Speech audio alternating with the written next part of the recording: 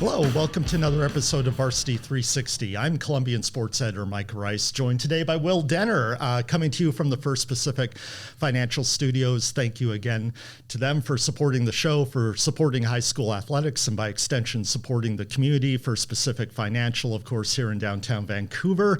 But we're here to talk some high school basketball, and we are lucky in that a majority of our local leagues are coming down to a pretty exciting stretch run. We're here to break down all of the postseason scenarios, who's still in line for league titles, what that means for the upcoming postseason tournaments, and some big games on tap for the end of this week or early next week. So, Will, let's get right to it. I guess we'll just kind of go down the list, starting with the 4A girls. And the reason we want to start with the 4A girls is that on Friday we get round two of Camas versus Union, one of the best girls basketball rivalries in Southwest Washington. And so this has been Camas's game in recent years, and they held serve, if you will, the first time they clashed, winning 65-43. Right now, as it stands, Camas is in first place, 3-0 in the 4A Greater St. Helens League. Union, just the one loss to Camas. And to kind of set the stage as we approach the end of the regular season, three teams from the 4A Greater St. Helens League make it to the bi-district tournament. And it's a big deal to be the number one seed, because the number one seed, you don't face a loser out game right away. In fact, you face a winner to state game right away. And for the 2 seed and the 3 seed from the GSHL, it's a much tougher road. You have to win 2 loser out games to put yourself in a position to qualify for the state tournament. And in fact, last year, that was kind of the thing that got Union and 3rd seed Skyview, was that they were unable to get out of that loser out situation. So obviously, if you're Union, you want to try to spring an upset and bring some drama into the end of the league season. You saw the first clash between Camas and Union. What does Union have to do to possibly knock off Camas and make this a little bit of a closer game than it was the first time around? Well, hopefully this doesn't sound too obvious, but I think Union simply needs to find better shots for its team. They obviously, we've talked about it many times on this podcast, they're great guard trio of Brooklyn Haywood and Ava Smith and Rowan Riley. They're all great, individual one-on-one players. They can all hit outside shots. They can all, find their own shots. But I think the biggest thing I saw that first game was Camas on the perimeter just really locked it down defensively and made life difficult for Union. And really, I think they just need to find, some easier, ideally less contested shots, and also on the inside, trying to at least slow Addison Harris, who really went off last game and really made life tough for them on the inside and in the post. But yeah, as you alluded to, Camas has won, I believe, now 7 straight in this meeting. But it's worth noting that last year was kind of a similar thing where Camas really rolled in that first game, and then Union played them much tighter the second time. So I think it'll be interesting to see what adjustments the Titans have, and if they can at least make this a closer game or possibly even spring the upset at Camas. Yeah, I mean, you got star power on both teams. You mentioned Addison Harris having a great game the first time these two teams clashed. She's coming off a 28-point performance. Obviously, the 6'2" forward, head to Montana State, one of the best players in the state. And then on the other side, you have Brooklyn Haywood, who just surpassed 1,000 career points as only a sophomore. She can, obviously she is one of the more dynamic scorers in the state and definitely in the sophomore class. And so I'd expect the star power to really try to flex its muscles on Friday night. Absolutely. And yeah, that's a great accomplishment for Haywood as a sophomore. Often you see players, reach that as a senior. So props to them. And Ava Smith is a great scorer for them as well. And again, they have those dynamic options. It's just how can they all kind of maximize the three of them in a way that presents a tough matchup for opponents like Camas. So obviously in the 4A, we got that big matchup on Friday. Skyview is right now the number 3 seed. They might they might look to spring an upset if they get a second chance to maybe knock off Union and make it interesting for the battle between 2 and 3. But obviously a big advantage to go as the number 1 seed into the District 3 and 4 tournament. Absolutely, and if Camas were to win on Friday, then that obviously sets up a scenario where Union and Skyview would likely be playing for that number 2 spot. I believe they play next Monday or Tuesday, and last year that was the same thing where they played that 2-3 game, and then Union won that game, which tied the two of them for number 2. They had to flip a coin to decide who got that number 2 seed, and Union ended up pulling that out. So possible we see another scenario like that, but even like you said, the difference between 1 and then 2 and 3 is big. And because of that, and we'll talk about, I think it's maybe a little bit more relevant on the boys' side in the 4A, but if you have a tie between the number 1 and the number 2 seed, they'll actually play that as a tiebreaker. Correct. Because it's such a big difference being the number 1 seed in the district tournament versus being the number 2 seed. Right. Yeah. Well, but it's not all the dramas there in the 4A. The 3A girls have plenty of drama, especially Mountain View, Evergreen, and Kelso are in a tight battle for the 1, 2, and 3 seeds. Especially last night on Tuesday with Kelso knocking off first place Mountain View, beating them 48 to 44, I believe. And so that leaves, as we're recording this, Mountain View is 5-2 in league play. Evergreen and Kelso are both 4-2, so one extra league contest to have. There's a big game coming up on Monday, Evergreen versus Kelso. Kelso won the first game 69-60. It's a case where, similar to the 4As, there's a big difference going into the district tournament as the number 1 seed versus being the number 2 and the number 3 seed. Again, 3 teams from the Greater St. Helens League advance. But again, the number 1 seed gets a winner to state game in the first round versus 2 loser out games that you got to win if you're the 2 or the 3. Right. So Mountain View came out of the gate really hot this year. It looked like they were poised to possibly run away with the league title, and still in good position to do so. But now Kelso is hot on their tails, and Kelso's really turned it around. They've dealt with a ton of injuries this year, but they're finally getting healthy. And then you have Evergreen, the team that won the league last year for the first time since, I want to say, 1980, and they've had some good games. They've been a little bit up and down, but trying to find themselves at the right time. They also have a big game Thursday against Prairie, and although Prairie is on the outside looking in right now, they have sprung an upset in this league too. They beat Kelso earlier this year, so those top 4 in particular are really tight right now. And although, like I said, Mountain View has the inside track, Kelso and Evergreen are right there as well. Yeah, Thursday, that's almost a must-win game for Prairie. Absolutely, yeah. Prairie versus Evergreen, and so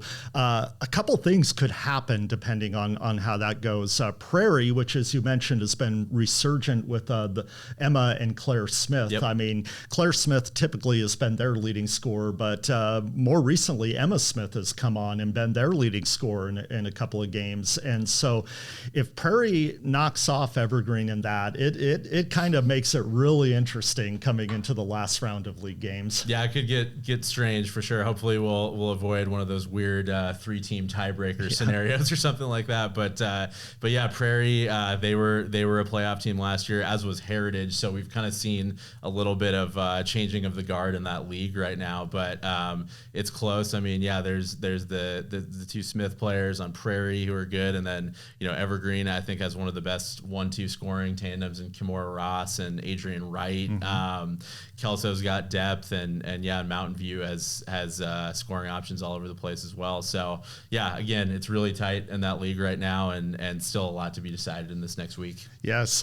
Let's move on to the 2A Greater St. Helens League girls. And unfortunately, a little bit with the timing of this, we are recording this on the day of one of the most consequential games in the league season. You have Ridgefield and Columbia River, both 12-1 in league play. And boy, that whoever wins that has the inside track to the number 1 seed. And so breaking down how that works, 4 teams from the 2A Greater St. Helens League get into the district tournament.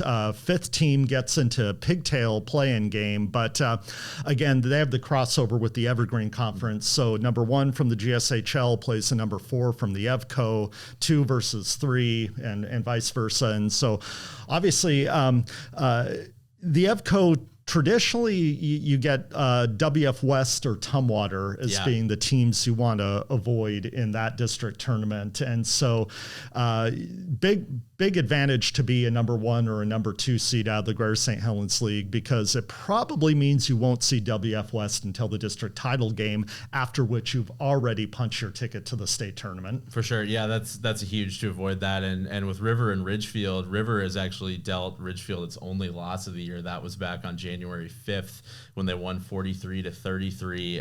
And Ridgefield, I think, I don't know their exact record. I want to say they're in like the 15-1 ballpark, but they've been a really good turnaround story this year. They were kind of in that mid-tier last year, have great depth, and then this Columbia River team, new head coach, but a lot of their nucleus is back from last year that won the league title, and those two teams are now at the top. And River will go to Ridgefield tonight. Obviously, like you said, that result will already be final by the time this comes out. But those two teams, I think, are poised to make a run, and then that next tier of teams, it gets really interesting too. Before we go on to that, I just want to touch again on what I think I've been impressed most with Columbia River and Ridgefield is that you don't really have, that standout star. Certainly with Ridgefield, you have Jaleese Chapman, who has kind of take on a lot of the scoring and load. Janessa Chapman as well. But they just, they really buy into the team concept. Yes. And I think that is, especially for a team like Ridgefield, which has been sort of an ascendant program in recent years, coming from sort of, they cycled through a few different head coaches, and we're looking for some stability. To be able to kind of really buy into that team concept and elevate everybody has been key to the Spudders. And it's been interesting too, kind of how their roster shakes out too. They have a nice mix of seniors on down to sophomores and freshmen, all of whom seem to have an impact. They have a couple players who you might have heard of from other sports who have excelled, whether it's in soccer or volleyball and things like that. And their head coach, like you said, Lauren Heflin, she's a Ridgefield High School alumni who went on to play in college.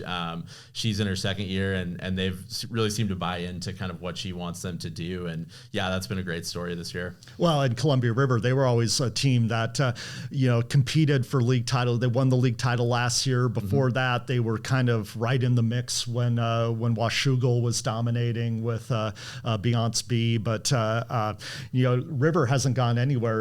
But with the first year head coach there, they haven't stepped away at all. No, for sure, and it's like you said, similar thing where it's like they really do have a full team. I think Gracie Glavin is their leading scorer right now, but they have several different options. I mean, Emma Iniguez was a really good player for them last year. She's now a senior.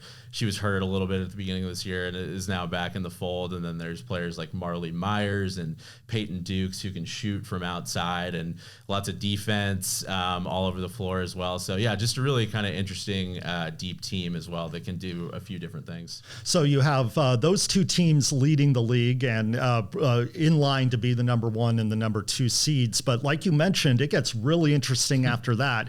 You got Hudson's Bay, Washougal, Mark Morris, and Woodland all in the mix for seeds 3 and 4, and trying to avoid that number 5 seed and the pigtail play-in game. Big result earlier this week with Hudson's Bay getting not last second, but late win, 1-point win over Washougal. I believe it was Promise Bond who hit the winning basket with about 6 seconds left for a 1-point victory.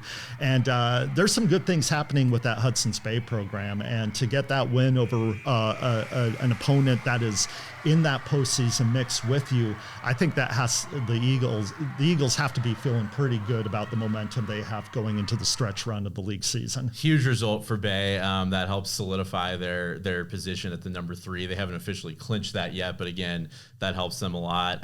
Their senior class has been a part of that program for a long time, between Promise Bond, Miranda Gonzalez, and Alana Stevens, who I believe is is the second leading scorer in Southwest Washington on the girls' side right now.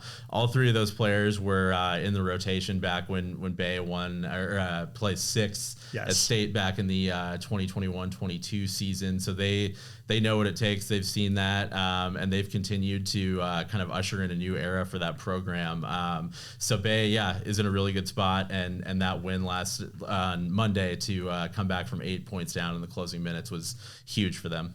Yeah, and so obviously, 2A Greater St. Helens League never disappoints, no matter what sport we're talking about. It's just been whether it's football or soccer, it's just been so competitive with the largest league that we have in Southwest Washington.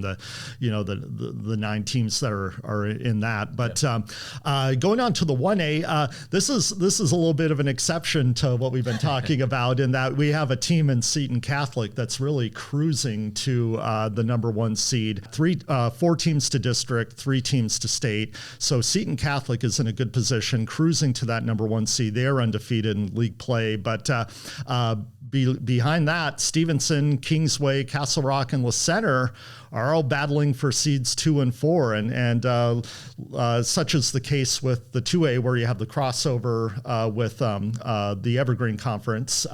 You want to kind of avoid that 4 seed and stay away from Montesano, which typically is the powerhouse in that league. For sure, yeah. Seton played them in the district championship last year, and Monty won pretty handily. But yeah, Seton, it's been interesting. Last year they had that great senior trio of Anna Mooney and Hannah Jo Hammerstrom and Kiera Williams, and not to say that they were expected to take a step back, but certainly a younger team that might have needed some time to find itself, but they've really come on strong. And head coach Joe Potter said that they kind of expected the opening month of the season would be a little bit of trial and error, but also pointed out the fact that they practiced against those same players last year was really kind of important, and kind of that iron sharpens iron concept. And Seton has really kind of run away with this league, and behind that, it's just kind of a matter of where those seeds fall.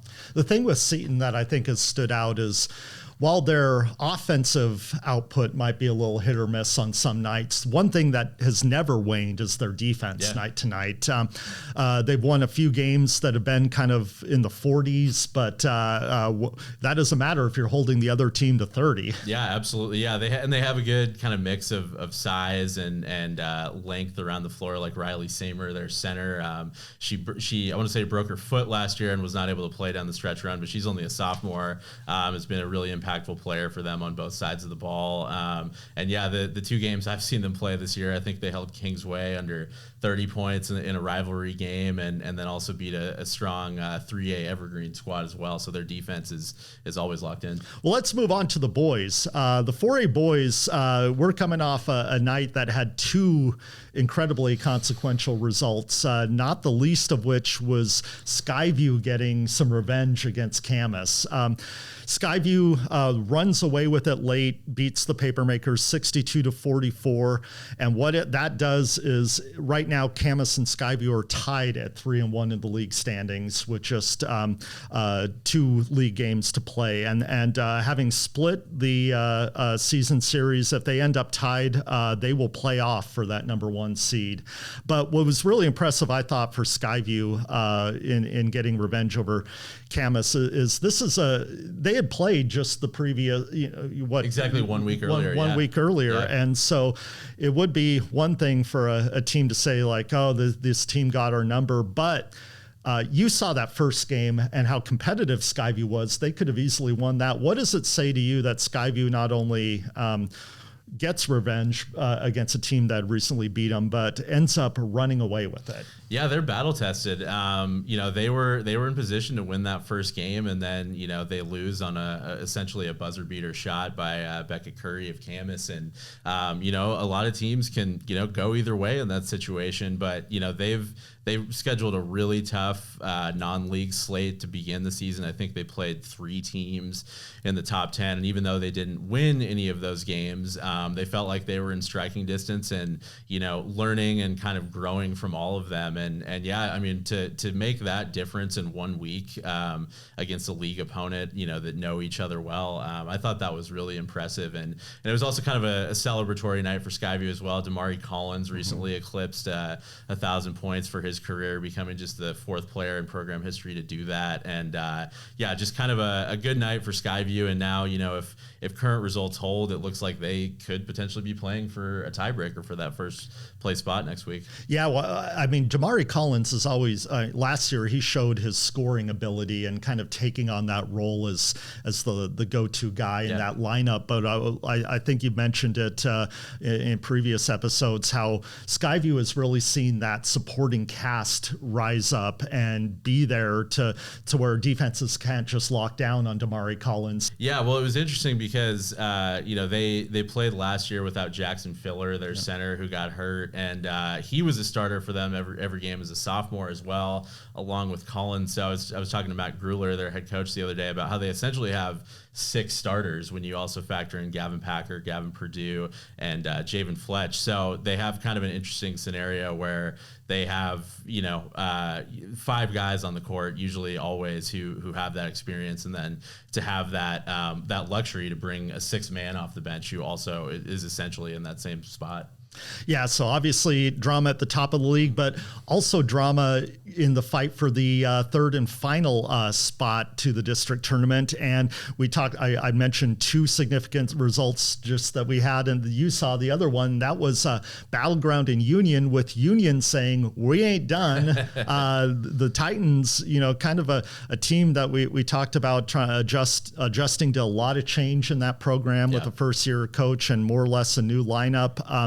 They knock off Battleground, and so now the Titans and the Tigers, both with 1-3 records in league play, and fighting for that last spot to the postseason. Yeah, that was a really interesting and I think statement win for Union last night. I mean, they come to Battleground, who's celebrating their 7 seniors on senior night, and they basically say, yeah, we're not done yet.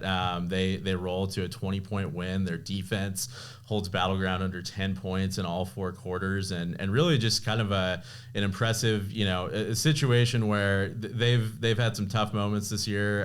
They've lost a fair share of close games, including their first one to Battleground earlier in the year. But this is a program that's still really proud. I had to look this up last night. They've made the postseason for 14 consecutive seasons. The only season they did not was their very first year the school opened back in the 2007-2008 school year. So there's still a lot of pride, and they don't want to see that streak end. And it's been an up and down season for them. But the likes of Cody Holcomb and Nick Burchett, Grayson Stanley, Paxton Heitch, I'm forgetting a couple others, but guys who were part of it last year, not all of them played a lot necessarily, but were part of that run and saw that team get to state despite being the number 2 team out of that league. So they're not done quite yet, and they'll have to still. Both those teams have 2 games left in the league, so still a lot to be decided. But an impressive showing for Union with their backs against the wall. I think that's a great example of how, yes, we might focus on accomplishments related to league titles and state bursts, but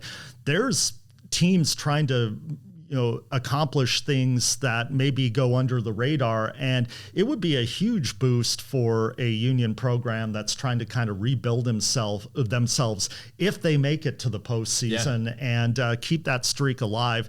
And what, like you said, has been a challenging year, feeling good, even if they don't make a run and get hot in the bi-district tournament, just, surviving and clinching a postseason berth, that can have huge ramifications for the future.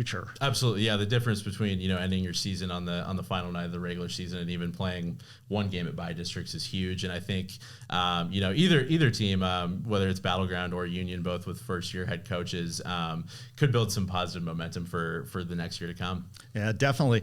3A Greater St. Helens League boys, like the girls, girls, very tight league. This will likely come down to Monday when Evergreen faces Kelso. Evergreen won the first game 59-56, so that gives you an idea about how evenly matched those two teams are.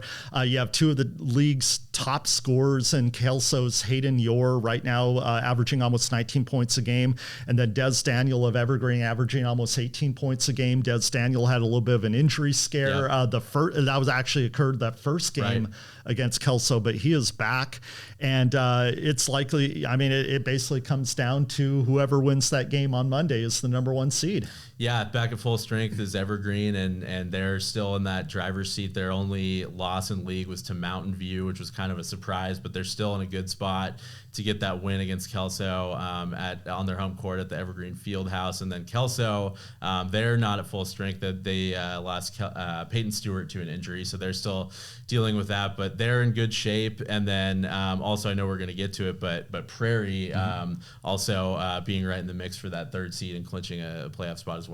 Yeah, Prairie wraps up that postseason berth with the way things shook out yesterday, with Prairie getting the win against Heritage, and then Mountain View, which had been kind of a little bit on the outside, kind of had their fate sealed with a loss to Kelso. But Prairie, that's a team just because of their depth. I think you have one of four guys that on any given night can lead the team in scoring, and so Prairie, when they are clicking, they can give anybody a game. Absolutely, yeah. And they had a huge win last week against Mountain View. They were down by, I want to say, 15 points in the final 6:30 of that game. And had they lost that, they would have put themselves in a really tough spot potentially, but they come back.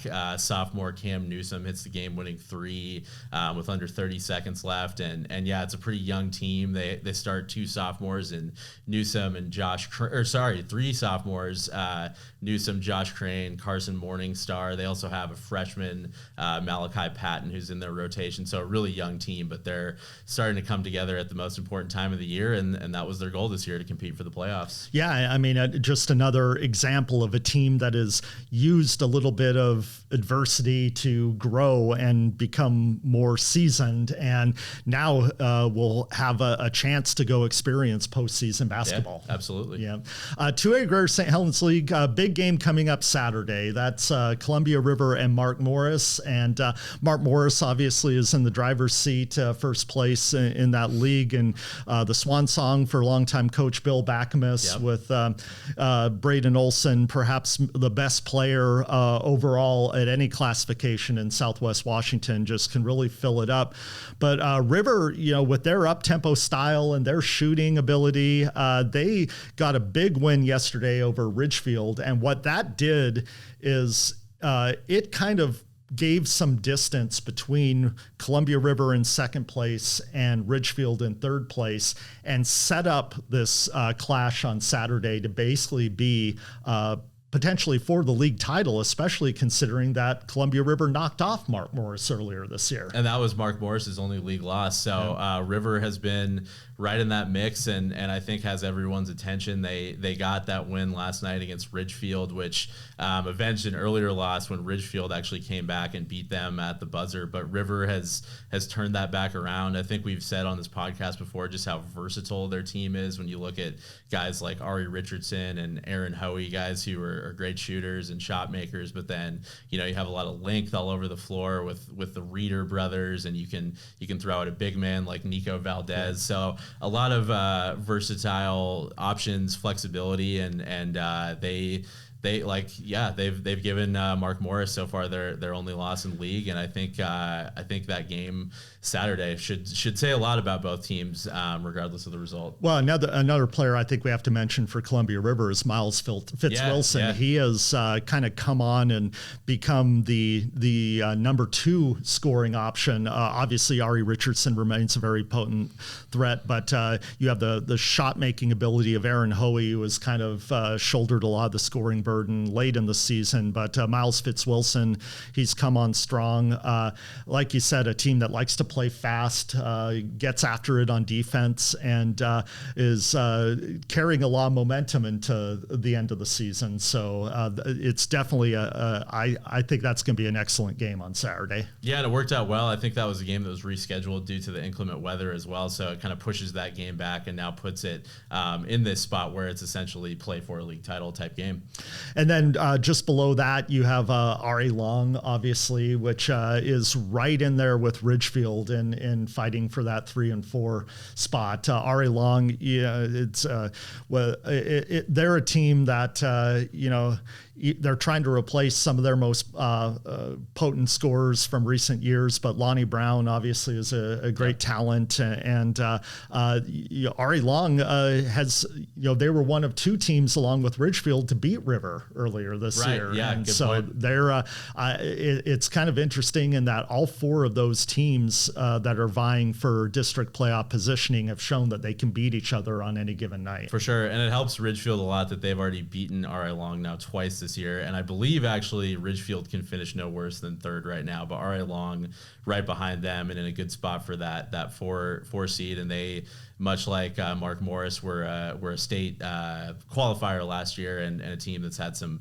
deep postseason runs of late. And then Hawkinson still kind of hanging around right in that 5 spot as well, and they're in a good spot to get that district pigtail game.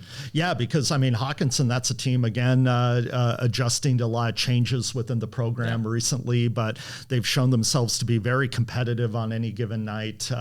And if they can, regardless of if they end up in that number 5 seed, if they can win that playoff game and get into the district playoffs proper, that would be a huge accomplishment for that team. Yeah, absolutely. And they gave Mark Morris a scare last weekend. I think it was Mark Morris's Hall of Fame game, and go into Longview and give them a good showing, I think is impressive for that program. And a postseason spot for that Hawks team would be a good thing. Let's wrap it up with the Trico boys. And again, like the girls, Seton Catholic, a young team, showing some really interesting moments of talent and energy. And I think that this team and this season has shown that the future is very bright for the Cougars. Yeah, and I think we kind of knew that last year after they made that state round of 12 game, and that sophomore class kind of got that taste of state, and now they add a great freshman in Caden Wilson, and they're off and running. They still have not lost a league game, and as it stands right now, they have a 2-game lead on Stevenson in 2nd place, and because Stevenson lost to Castle Rock on Tuesday, Seton and Stevenson actually played twice in the next week. So if Seton Catholic wins one of those games, they are essentially the league champ. Yeah, that was a big upset last night. Stevenson, Chris Blackledge and Kason Bach are, powering that offense, but they have a chance to kind of keep things interesting on Thursday when Seton has to go up into the gorge. Yep. And so I'll be interested to see how Seton handles the travel and the hostile environment with a potentially a league title clinching scenario on the line. For sure. Yeah, that'll be an interesting one for Seton. And for Stevenson, props to them for coming out and really rising to the top of this league. The likes of La Center and Kingsway Christian in the past have been also really top flight teams, but this Stevenson group that's a senior heavy team that's been playing together for a long time, and they are making the most of this season. Yeah. And so almost every league, coming down to the stretch, just a handful of games left in the regular season. We were playing for postseason berths. We were playing for district positioning. It's exciting. We'll be here to cover it. Follow us on 360preps.com, and we will see you next week.